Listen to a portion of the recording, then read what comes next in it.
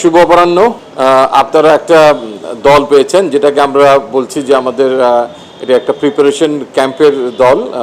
Basically Zimbabwe সফরের আগেই দলটা আমরা ঘোষণা করলাম, কারণ কালকে আমাদের একটা মিটিংও ছিল এবং আগের সূত্র ধরেও যদি বলি তো আসলে আমরা প্রিপারেশনের জন্য খুব একটা সময় সবসময় পাই না। সেটা দ্বিপাক্ষিক সিরিজেও এই অভাব আমরা বোধ করি এবং আন্তর্জাতিক কোনো বড় গ্লোবাল টুর্নামেন্টে খেলার সময় আমরা এটা বোধ করি। তো এই একই ফরম্যাটে আমাদের জিম্বাবুয়ের সঙ্গে সামনে খেলা আছে ঘরে, তারপরে আমাদের ইউএসের সঙ্গে 3টা ম্যাচ আছে এবং তারপরে আমাদের টি-20 বিশ্বকাপে আমরা ঢুকে যাব।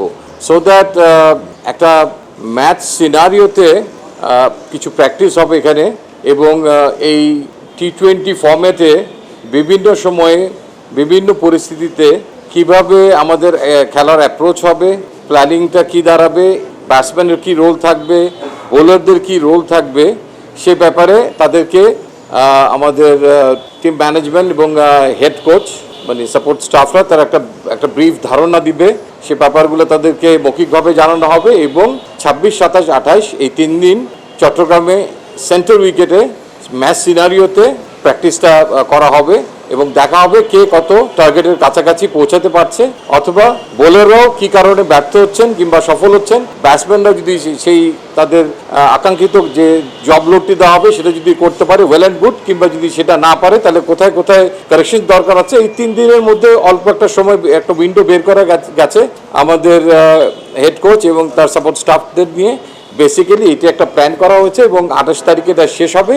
শেষ হওয়ার পরে আমরা জিম্বাবুয়ের এগেনস্টে মূল দলটাকে আমরা দিয়ে দিব এবং এই 17 জনের ব্যাপারে হয়তো আপনারা বলতে পারেন, তো আমরা ধরে নিতে পারি যে সামনে আমাদের যে খেলাগুলো আছে সেই খেলাগুলোর ব্যাপারে যদি কেউ আহত হয় কিংবা কোনো কারণে যদি আমরা দল পরিবর্তন করতে চাই ইউএসএ অথবা টি-20 ওয়ার্ল্ড কাপের সময়ও সেই সময় যে ব্যাকআপগুলো আমাদের দরকার হবে বেসিক্যালি তাদেরকেই এখানে রাখা হয়েছে, যাদের গ্লোবাল ক্রিকেট খেলার এক্সপিরিয়েন্স নাই কিংবা আমাদের হেড কোচের সঙ্গে এই সমস্ত বিষয়ে ইতিপূর্বে যারা ইন্টারাকশনে আসে নাই তাদেরকে মূল প্রাধান্য দেওয়া হয়েছে। এবং আনফর্চুনেটলি সাকিব আল হাসান এবং মুস্তাফিজ না থাকার কারণে তাদেরকে আমরা টাই আপ করতে পারিনি এখানে।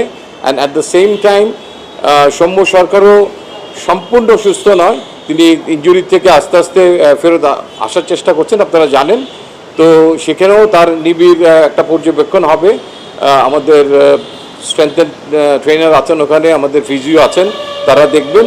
বাট কৌশলগত দিক থেকে যে লেকচারগুলো হবে সেগুলোতে তিনি যেন পার্টিসিপেট করতে পারেন, সেই জন্য তিনি দলের সঙ্গে থাকবেন।